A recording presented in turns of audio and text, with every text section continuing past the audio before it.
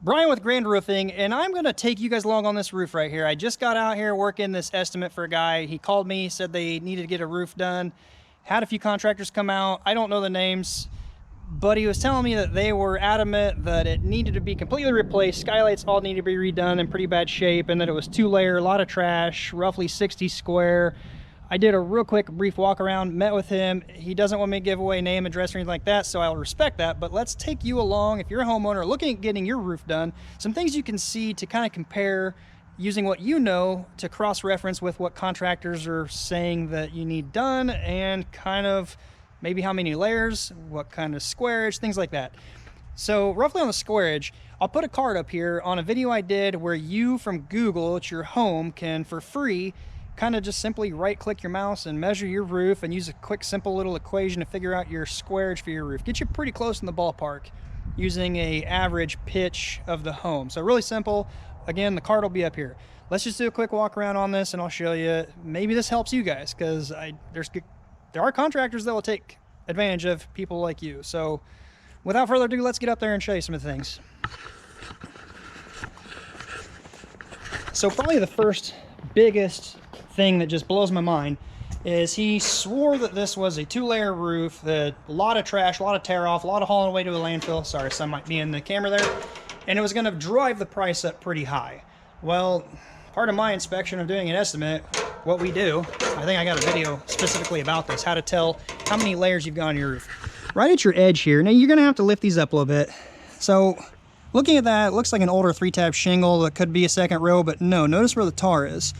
If you lift that up and you look, I see brown paper or black paper. It doesn't look like anything else. You can lift the edge metal up and I see OSB. Looks like it's fairly new decking. To me, this looks like 1 layer. There's a spot over here I checked. Clearly 1 layer. This looks like 1 layer. Checked a third spot back there, 1 layer. So right there, that's a big strike against whatever company is saying that. Furthermore, if it is a 2-layer, yeah, there's a little more labor and tear off. There is a little more charge in getting it to the landfill, but it shouldn't drive the price up as much as he was saying. Skylights, let's look at skylights right here. These are little dome skylights. I don't know the brand. I personally have never installed one of these new, but we've roofed around them. What he was saying is they all need to be replaced, or maybe he said more than likely need to be replaced. Something about the shingles were too tight, water couldn't run off. A few things to look at real quick at that. If it's installed right, rain will divert around this and come out on top of a shingle. So what you're looking for, if it's done right, would be the flashing flange, either visible to the eye right up here, or on top of a row that you can typically sometimes see by looking under here. Now, I don't see it. This is probably put down completely the roof deck. The roofer wasn't paying attention and roofed up over this. I can show you for sure on that one. So walk over here to this. Little dip right here. Not going to stand on it, but it's rotted. So we're going to straddle that. Let's check this one out. Okay, it's kind of tarred up. Again, shingles, maybe be back a little bit, give it room to run off, whatever, not a problem. Ice and water under it, that's a good thing. A sealer going around, that's a good thing. But the most important thing is where's the flange, okay? The flashing to this is not where it needs to be. Again, it's not there either. So any rainwater coming down, diverting around this, is now under the rows of shingle and on the roof deck. That's what's causing this to rot out all the way down. Luckily, this is a porch enclosed patio here, not causing a lot of interior damage, but it's still damage. It's still rotted wood, not right, installed wrong. Here's one I can show you that is done correctly. So if you see that flange right there, that's what you're after. Either visible or on top of a complete row. Having a little bit visible, in my opinion, it's actually better. So if you see it, you're good. And the more important thing is, instead of trying to hide it, imagine the water that's diverting over on that flange. It's on top of this row. So this shingle is typically 13-inch. So whatever the skylight width is over to the edge of the flange, that's about the height that your protection is where water can get on top of this row. So if you have this row under the flange, you're up that much higher. It's just a little extra insurance policy. Yeah, you'll see it, but in personal preference, I would prefer to see it under a little further to be sure and dry. Something else I just happened to see here that he was, the other contractor was pointing out was done wrong. If you notice this line right here, it's at a perfect 45. If you imagine it going into that hip, there's another perfect 45.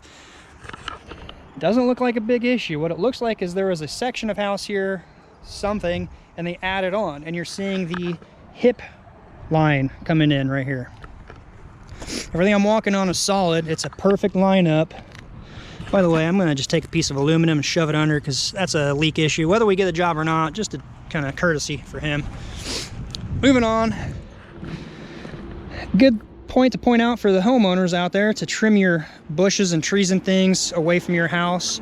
Over time, blowing in the wind, they're gonna tear up your shingles, wearing the roof out, rendering it useless, causing a potential leak. So again, this is visible. That's good. Rain's gonna divert and get on top of a row. That one's good. Of course, this is a turbine vent. That'll be removed. We'll put ridge vents. Well, it does have ridge vent. And you do have to be cautious of your combination of ventilation. Your ventilation for the heat out needs to be matched with air in, whether it's in an eave line, soffit vent, or gable. Just be aware of that, look it up. That one's good, but it's gonna come out. So there is a bit of a buckle going laterally down the roof here. Looks like about 8 feet up. So if you know your 4-foot sheets height right here, it looks like 2 sheets maybe, could be plywood. It's buckling. It's probably, right here's a truss. I would say it's just a buckled sheet that can be fixed. Another tree overgrown. Skylight, it could be replaced. It is old, but it's not bad. Chimney. I plan on doing a video about corners here, so keep an eye out for that up and coming.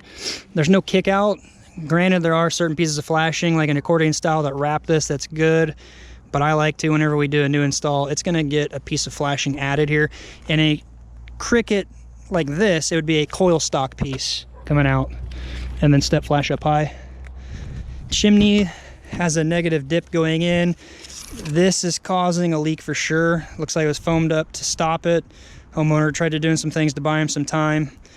I'd recommend completely removing this cap and having a sheet fabrication company, metal sheet fabricating, custom bend something that will raise up and divert water out in all directions.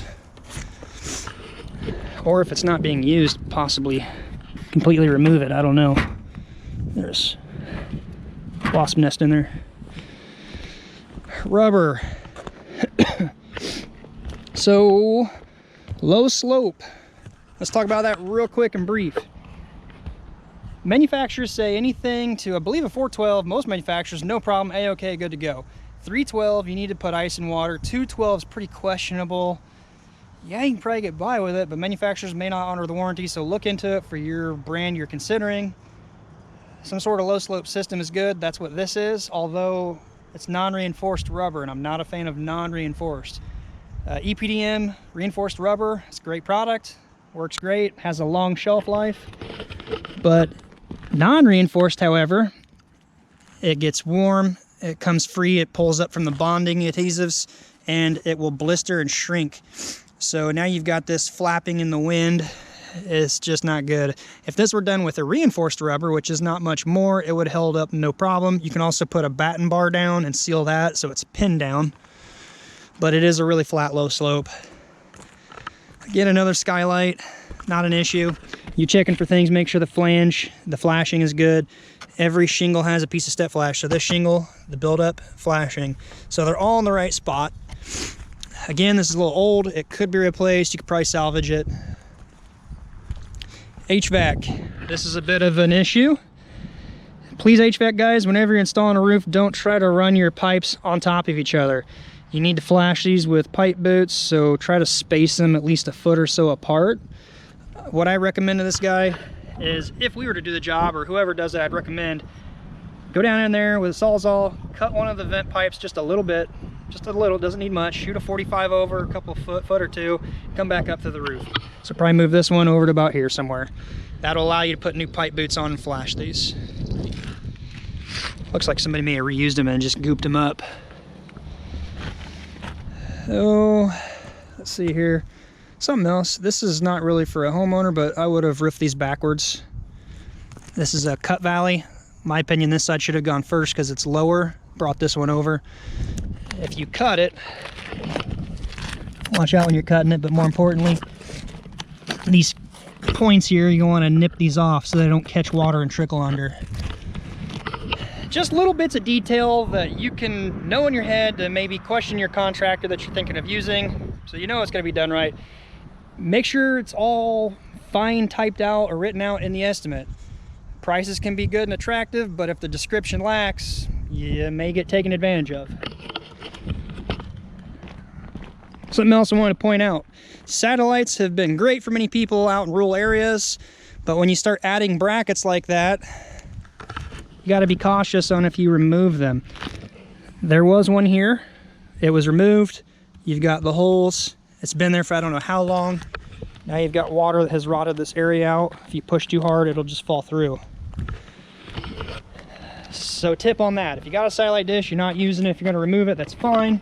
Remove this bolt and take this out. So essentially it'll look like this. You can leave that.